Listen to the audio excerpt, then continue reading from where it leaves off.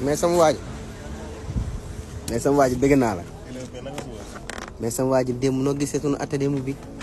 sant yàlla xam nga benn affaire dafa gis nga nit ki. boo yàlla dénkee daw la da koy xam. gis nga boo boolee waa Benno Bokk Yaakaar yëpp. ak Macky Sall mi nga xam ne mooy seen njiit. man ndax maa jàll. donc je ne vais pas accepter moom mooy choisir ki ma war a teg Sénégal à part de. dëgg la. message bi mooy patriote yi. nañ wàcc récupérer waat base bi. élection législative yi locale yi jot na koy jaar xam nañ zone yi nga xam ne perte nañ ko.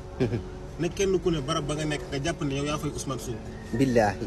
na gars yi massifier gars yi ñu dem récupérer les cartes électeurs yi ci préfecture yi. toog déglu ndigal li nga xam ne moom la Seydina Ousmane Sonko di joxe. régime bi dinañ ko récupérer ndax ñun ñooy majoritaire dans ce pays.